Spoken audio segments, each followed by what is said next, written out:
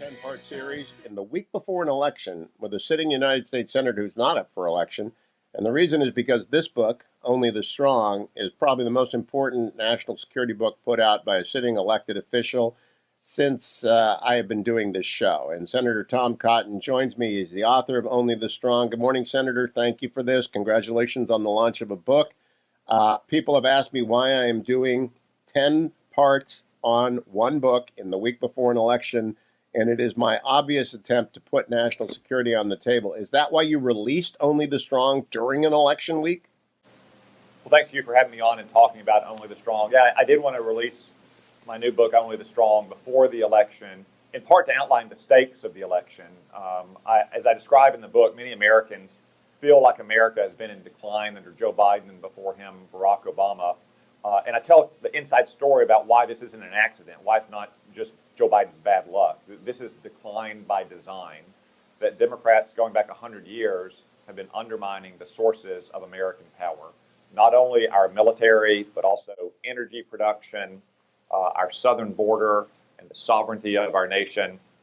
They've been coddling our adversaries like China and Russia, and they're doing these things on purpose, as I explain in Only the Strong. And the stakes of this election is that if you think America has been in decline, if you want to reverse it, if you want to restore American power, I have a roadmap here that we can once we take back the Congress in this election and hopefully the White House in the next election.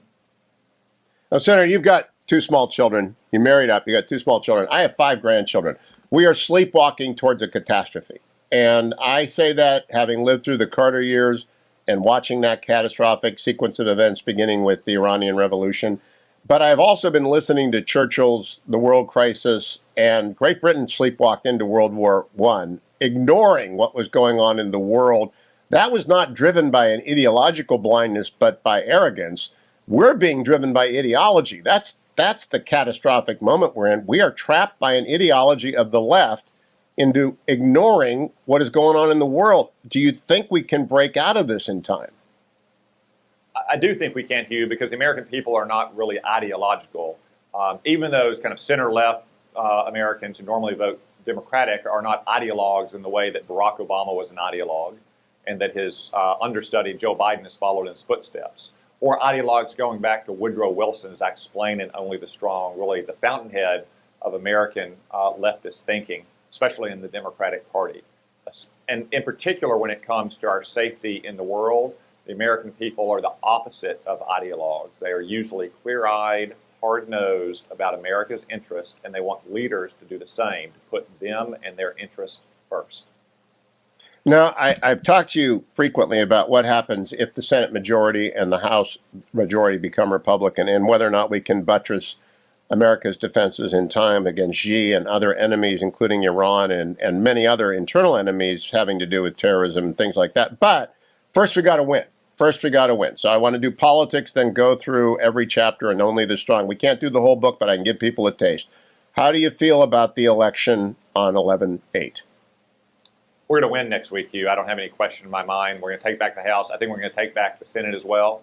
I think we may even win in some surprising races. And the Democrats are currently right now trying to shore up even places like Washington State, where Chuck Schumer is spending millions of dollars at the last minute to prop up Patty Murray, a 30-year failed career politician, against Tiffany Smiley, herself a great American patriot who stood by her husband, Scotty Smiley, when he was wounded in Iraq and stood up for our troops and our veterans, demanding better care for them.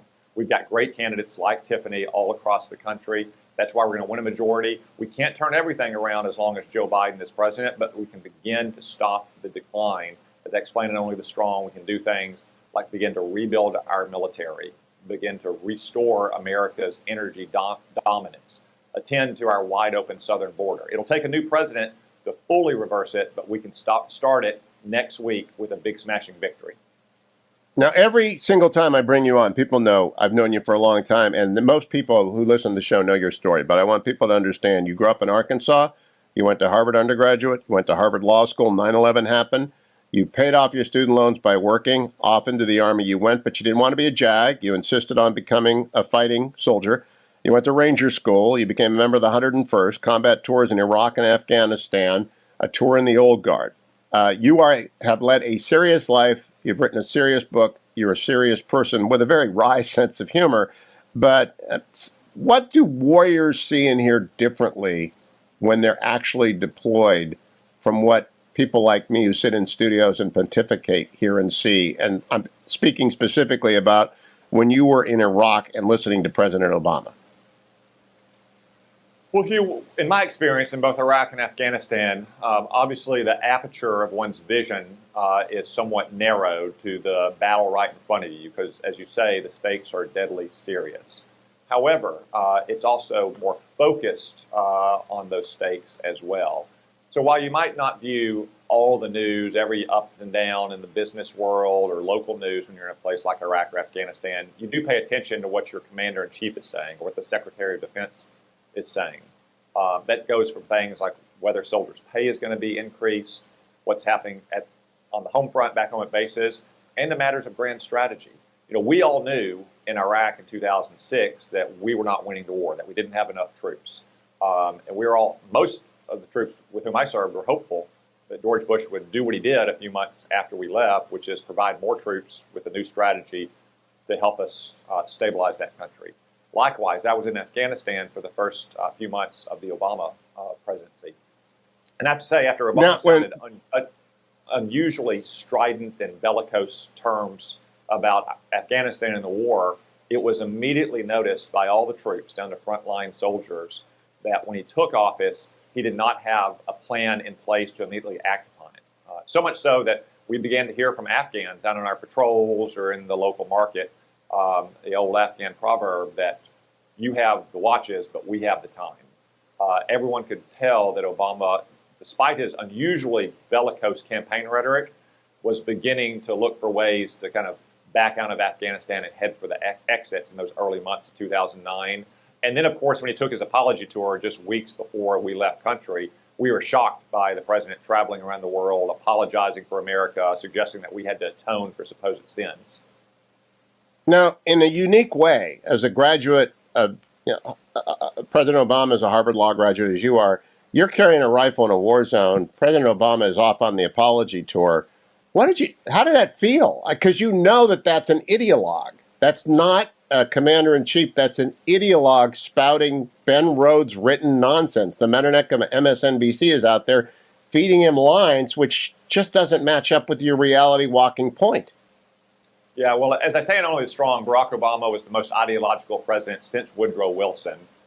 He's an example of what Gene Kirkpatrick famously said about the Democrats, the Blame America First Democrat. And we took that tour in the winter and spring of 2009. He continued to apologize for what he viewed as America's sins. Remember, it was on the apology tour when he denigrated American exceptionalism, which most Americans hold dear, saying it was no different from Greeks thinking Greece is exceptional or the British thinking Great Britain is exceptional, which is really Obama's way of saying that it's just kind of an outdated and obsolete chauvinism for one's own, that we should really all transcend our petty patriotism and become what Obama declared himself in the 2008 campaign, a citizen of the world. So it makes a certain sense that he would go on that kind of apology tour because he is deeply hostile to American power and America's unique leadership role in the world. In fact, he said, as I explained in Only the Strong, that no world order should elevate one nation above the other.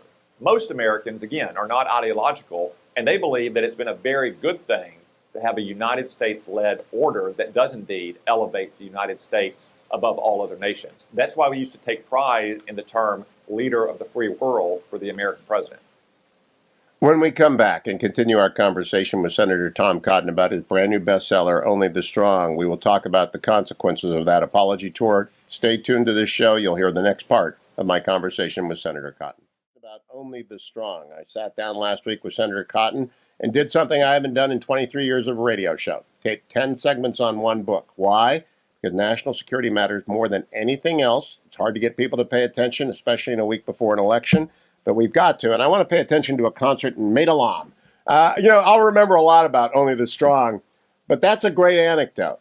And what I was touched by is your remark that these are the greatest patriots we have, the men and women who go abroad that don't get much in the way of entertainment. I thought of Gary Sinise and John Andrazik and the great men and women who go and show up for a day or 2 days and provide a little. These people are everywhere around the country, the world, and we forget about them, Senator. And you wanted to make sure in Only the Strong that we don't forget that at this moment, under the sea, in the skies, around the world, American patriots are serving in uniform.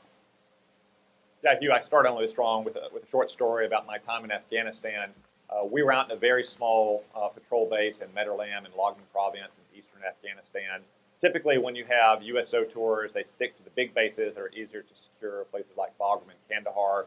But we had a band from Illinois called the Matt Toss Band come in and join us in May of 2009. It was pretty hot when they were playing out on their outdoor basketball court. But you could tell the troops, even though necessarily their music taste didn't run to that style, they really appreciated the musicians who came out to honor our troops, just like we appreciate people like Gary Sinise and John Andrazik. When we have almost 200,000 of our fellow Americans spread all around the world, manning the distant ramparts to keep the ravages of war away from our shores, we should always remember them, hold them fast, keep them in our prayers, and most importantly, provide them with the support and the resources and the weapons and the training they need to defend ourselves, to defend our nation and keep themselves safe. It is a terrific way to begin the book. And then it's like a rocket to the right jaw when you say, quote, in Barack Obama's second term, when this occurred, American power crumbled. And it did. And it did for reasons that are lasting and to our detriment. Does anyone honestly assess how bad President Obama, until Only the Strong, how bad? Maybe Robert Gates, but anyone honestly stepped up and said how bad he was for the country? Bob Gates is pretty tough in his memoir about it, but remember that memoir was written in 2013, published in 2014. You really have to look back on Obama's tenure to see how ruinous it was for our nation. But I have to tell you, Hugh, I don't think you would get that assessment from Barack Obama or John Kerry or any of the aides in his White House who helped design his foreign policy. In fact, I think he would, like an American Ozymandias, tell Americans to look upon his works in despair. One point I make in Only the Strong is Barack Obama's failures are not incompetence. They're not naivete. They're not inexperience. They are exactly what he intended. He came into office as the most ideological president since Woodrow Wilson. He wanted to lay American power low. And at every turn, he was ruthless about doing that. Just recently, for instance. And effective. Yeah. And effective. Yeah, very effective in pursuing this ideological agenda. You know, recently, because of the protests in Iran, he reflected on his failure to step forth and support the Green Revolution protest movement in the summer of 2009. He said that he regretted that. Hugh, I don't believe it for a moment. As I explained in Only the Strong, he had a very careful, thoroughly worked out plot to achieve a nuclear deal with Iran that was about much more than just their nuclear program. It was about atoning for what he viewed as our sins against Iran, going back to the 1950s when he falsely, wrongly believed that we somehow overthrew a democratically elected government. And the reason he stood by in 2009, when you had the largest uprising in Iran since the revolution itself in 1979, again, he wasn't caught flat-footed, he wasn't naive, he wasn't inexperienced, he wasn't new to the job, he was ruthless in pursuing his rapprochement with the Ayatollahs, and he was under... You know, I was late to this recognition. I was one of the people who thought he was just an incompetent person who had Peter Principled up to the presidency by mistake. You have persuaded me. Quote, now I'm quoting from Tom Cotton's new book, The Senator's Written Only the Strong. America's recent decline isn't an accident. It's decline by design. Now, I want to very quickly say, Senator Cotton is not accusing anyone of treason. He's not accusing anyone of trying to destroy America from within. There's no fifth column.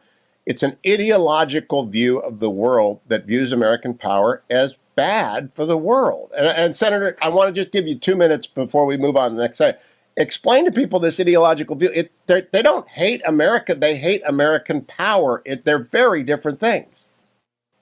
Well, Hugh, as I write in Only the Strong, they don't necessarily hate America. They aren't necessarily un-American, though a lot of them are, frankly. One thing, though, that is true of the Democratic Party almost uniformly going back to the 60s and the 70s is that they are at best, ambivalent about America. Yes. And certainly hostile to American power.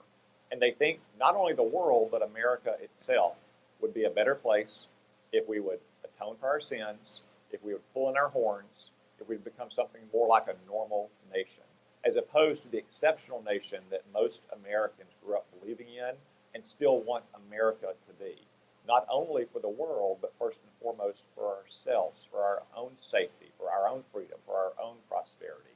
And that is just alien to the way Democrats think. I mean, I defy you to name a single Democrat over the last 50 years who has been unabashedly, unashamedly proud of America in the way that Ronald Reagan was in his rhetoric about our country and our history and our future. Anyone who takes up that challenge will not be able to meet it. Tomorrow, we will continue with our conversation with Senator Cotton about his brand new book, Only the Strong, as we get into the heart of it and the ideological soul of the left when it comes to American power. Go to Amazon.com right now. Get Only the Strong. Buy a bunch of copies. Give them to your friends. Get smart. National security matters. It especially matters next Tuesday. Thank you, Senator. We'll talk to you tomorrow. Welcome. As the stretch run to the election 2022 begins, we are 8 days away. J.D. Vance is going to be the next senator from Ohio. He joins me this morning. Good morning, J.D. Welcome back to the Hugh Hewitt Show. Thank you, Hugh. Good to be with you. You know, J.D., Tim Ryan is a friend of mine, and I appreciate greatly that you've played by my rules, which is I don't trash friends, even though I report the news. Sort of like Pat Fitzgerald, who's the football coach of Northwestern, whom I admire greatly. But Ohio State's going to play Northwestern this weekend, and no matter how much I like Pat Fitzgerald and hope he has a good life and things go well for the Wildcats, Ohio State could score 70 points. I think you could win by double digits in Ohio. I know you're running through the tape, but how's it feel to you? You know, it feels very, very good on the ground, Hugh. I mean, I feel like things are breaking in our favor in a big way. The energy on the ground is incredible. I mean, you know, we go to rural places in Ohio where, you know, there are very few people, and we're pulling 100, 150 people, you know, events for our little town halls and our rallies, and it's just an amazing level of energy.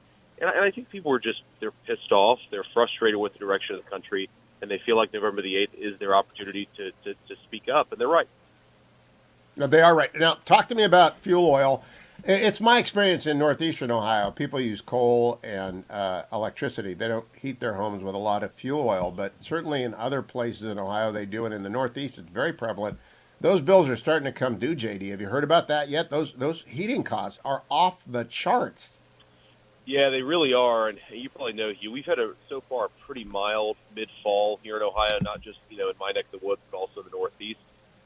So I don't know that it's hit people quite as hard yet here compared to some of the other places, but I'm already hearing about it. I'm already hearing about rising costs to heat people's homes, and again, it's a totally unforced error caused by policies from the Biden administration. You know, we had energy independence 2 years ago. It's not rocket science. You just have to allow your own entrepreneurs, your own businesses, and your own workers to get this stuff out of the ground and get it to markets all across the state. Unfortunately, Biden has gone in the wrong direction, and as bad as it is right now, we're just at the tip of the iceberg here. It's going to be really bad come January. Now, there are a couple of signs of importance in the win that I want to talk to you about. One is the attempt by mainstream media to use the Paul Pelosi attack to silence Republican critics of Nancy Pelosi. That's absurd. A psychotic breaks into Nancy Pelosi's house and assaults her husband. That's a terrible story. I'm glad he's fine.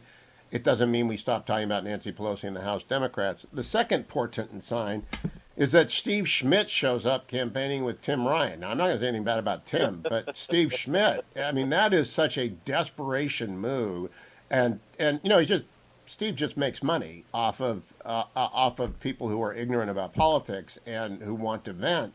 And so he hooked up with Tim. That just tells me there's nothing left in the Ryan gas tank, and that you're bringing in discredited Lincoln Project people to try and help your campaign. Wow. It's bizarre, Hugh. I don't quite get it. You know, Tim is raising a lot of money on Act Blue, the Democrats' national fundraising platform. And I suppose that Steve just looked around and thought, you know, he wasn't getting a piece of the pie, so he's going to drop in Ohio and try to raise some money off them, which he actually is doing. If you look at the link that Steve Schmidt posted, some of the money goes to Tim Ryan's campaign. A lot of it goes to Steve Schmidt's newest grifting project. So not surprising that Steve is trying to get a little slice of the pie. But it is a weird move. Like, I'm not going to badmouth Tim. I will respect the rules here, but it's a bit of an odd move for a guy who's trying to appeal to sort of moderate Trump voters to bring in Steve Schmidt, who's the poster child for the mainstream media labeling every single person who voted for Donald Trump a Nazi, a fascist, a racist. So I don't know what it possibly accomplishes for him, but look, it's not my campaign. I think our campaign's winning, so I don't worry too much about it. Steve Schmidt is a poster child for the big grift. And the big Yes. grift is campaigns that make money to make money, not to benefit message. That's not going into Ryan's messaging. It's going into Steve's latest generational wealth scheme. And I've known Steve Schmidt a long time. I remember talking to him after the nomination of Sarah Palin when he was under heavy weather and he was promising Sarah Palin's first radio interview to me. And it's sad what has happened to American politics, but the big grift is underway everywhere. I turned to the real news of the morning over in New York. Now, there's a little bit of upstate New York that matters in Ohio. It's sort of the same kind of people. Kathy Hochul's getting repudiated, JD, because of crime. And, I haven't seen Ohio talk much about crime, but you won't catch me walking around Public Square at night. No, not at all. I mean, look, the crime issue is big in Ohio. I mean, we've tried to hammer it a little bit. Obviously, the media isn't covering as much here in the state. But in some of our advertisements, and certainly when I go and talk to people, look, Cincinnati, Columbus, Cleveland, Akron, I mean, all these places are seeing rising violent crime numbers, and people are pissed off about it. I happen to think it should be a basic fundamental right that you should be able to take your kids to dinner downtown without fear of getting mugged or carjacked. And unfortunately, we're going in the wrong direction in the state of Ohio and all across the country. Not surprised at all that the New York governor is paying a price for it. I think there's a lot of energy on the ground in New York to get back to some common sense law and order policies. I hope that it carries Lee Zeldin through, and I think it's going to carry a lot of our candidates to be included on November the 8th. Now, you're a Marine. I like to remind people that J.D. Vance did his time in the United States Marine Corps before he went to The Ohio State University. I don't know if you've ever studied when the other side breaks and runs. It seems to me that the Democrats have broken and are running. They don't have any organization. They don't have a message. They don't. Chuck Schumer conceded Georgia to Joe Biden, and you got Margaret Brennan begging Tom Emmer to stop attacking Nancy Pelosi. Have you felt that, like the whole effort just collapsed on the Democratic side? I definitely have. I mean, just specifically here in Ohio, I feel like the media narrative has shifted from, Ryan and JD are in a really, really close race to Ryan's going to lose. The question is just by how much. And also there's a lot of excuse making, and it feels like they've given up on some of these marquee races. I think to your point, Hugh, we have to run through the tape, not just here, but everywhere else. But I do not think that this is going to be a 50-50 Senate or a 51-49 Senate. I think people are really fired up. We've got all the energy. We've got all the momentum. And Republicans are going to get a chance to govern. And I hope we act like we have the majority, and not just sit there and take up time and warm the seats, because I think the American people are going to give us a mandate. We need to do something with it. Urgency matters, and I hope Republicans arrive in D.C. with their majorities and urgently take on the tasks ahead. Let's close. The Browns are playing the Bengals tonight at First Energy on Monday Night Ball. Now, I know Ohio politician hates to do this. Mike DeWine, the governor, he's going to win by 25 points. He wouldn't take up, and he's a Bengals fan. He wouldn't take a position on Bengals Browns. Where's J.D. Vance on Bengals Browns? Well, maybe I haven't been in politics long enough, man. I love the Browns, but I'm a Bengals guy through and through. And so it's I take no pleasure. Jimmy and Dee Haslam are great friends of mine, and I think they're running a great franchise up there. But I think the Bengals are going to get the better of it this time around. We have a really good team, and a team that's finding its groove right in the middle of the season, and that's a good thing. I got to say, it takes a lot of spine for a politician to answer that question on Monday night before the Browns play the Bengals. But, J.D., thank you. Keep coming back. Run through the tape. I know it looks like a route, but let's make sure it is a route. J.D. Vance at jdvance.com. That seat, we're in danger of that seat. Take that back. But looks like. Welcome back, America. Where is Chuck Schumer talking about we're in danger? He's talking about Georgia because Herschel Walker has broken into a decisive lead over Raphael Warnock. Herschel Walker joins me now. Good morning, Herschel. Welcome back to the Hugh Hewitt Show. Hello there. How are you doing? I'm great. What did you think when you heard Chuck Schumer concede that you are winning, not Raphael Warnock in Georgia, telling the president to get ready for bad news out of the Peach State? Well, what I was thinking is I wanted my team not to hear that. I wanted my team to think that we're still behind by 10 because I want to beat this in a decisive win, and we don't go into a runoff. So I think we can get Senator Warnock out of that office. I think he's shown that he don't deserve to be there. after being there for 2 short years, everybody see that we got this high inflation, we got this border wide open, we got men and women's sports. He's raised our taxes. There are so many things that he's done that he don't deserve that seat from the great people of Georgia. I love that you want to run through the tape. I was talking with J.D. Vance, who, like you, has opened up a pretty significant lead. But you can't sit on a lead, right? Herschel Walker, this is actually a football appropriate analogy. You cannot go into a prevent defense knowing that you're ahead. No, you can't. And that's one thing I told my group. We're not going to do that. We're going to go after him because he's shown, as I said early on, he's that wolf in sheep's clothing. He's a hypocrite, that he don't care about the Georgia voters. He's voted with Chuck Schumer 96% of the time. They're not talking about that. They want to talk about everything else except his record, which shows you who he is and what he's been doing. And he's trying to talk about everything else except that, but he's that guy that we can't trust to be in Washington to represent us. I got to ask you, Herschel, you were willing to do a lot of debates at the beginning of this. Warnock would only agree to one. That was a strategic error on his part. He thought he would crush you. You crushed him. Have they tried to get a second debate because they're so desperate? Well, they haven't talked about a second debate. I think the person he needs to be debating is Joe Biden. He needs to debate Joe Biden because when Joe Biden decided to raise all the taxes, all he did was sit back and didn't say anything. When Joe Biden decided to leave this border wide open, all he did is sit back and didn't say anything. So I think the Georgia people would love to see him debate Joe Biden so he can see whether he's fighting for us or whether he's with Joe Biden. Now, Herschel, when I came down, I met you for the first time about a year ago. We did an event for AM 920, The Answer. I'm on all over Georgia, and I knew then you didn't want to get between Herschel Walker and a Georgia voter, but I didn't quite understand the level of attachment that people have. Your friend and mentor, Vince Dooley, cut you an ad, and then he died. I think it's so interesting. The last thing he did was to cut an ad for Herschel Walker. He must have been a phenomenal man. He was, and it was very, very sad. And, I'm just honored that the family wanted me to continue to run the ad. That they said that was one thing that Coach Dooley wanted me to do is continue to run the ad because I was going to pull the ad. You know, Coach Dooley's like a dad to me. Miss Dooley's like a mom. They're my family. You know, I don't think that could have been a Herschel Walker without Coach Dooley. And I know it could not have been. So he means so much. He was an incredible man. Has done so much for so many people. And you talk about men and women's sports. He was one of the people to bring Title IX to Georgia. And my sister was one of the first people on the track team that went through Title IX. So I'm just thrilled to death with what all he's done for me, what all he's done for my family, what all he's done for so many people. And to lose someone like that is sad and it's very painful. And but we're doing well. He has just been such a great guy. He's been a great guy to everyone that have known him.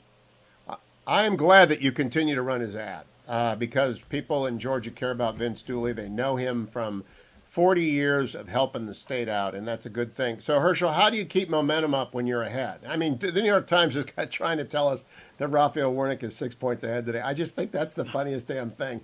It's like a reverse of reality, but how do you keep your troops energized and moving?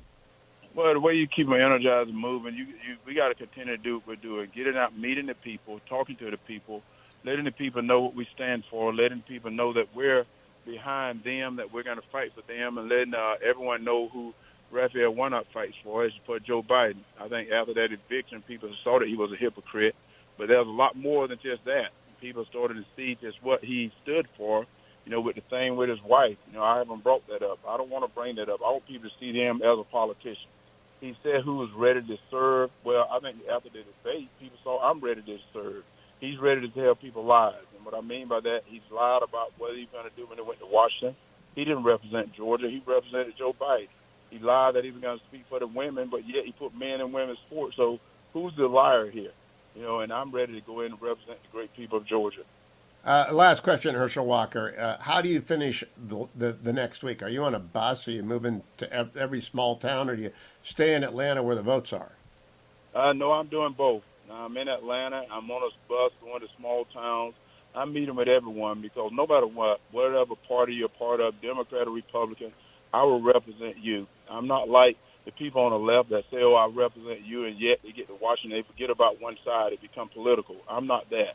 I'm a person that when I say I represent everyone, I do, because I believe in the great people of Georgia, whether you're a Democrat or whether you're a Republican.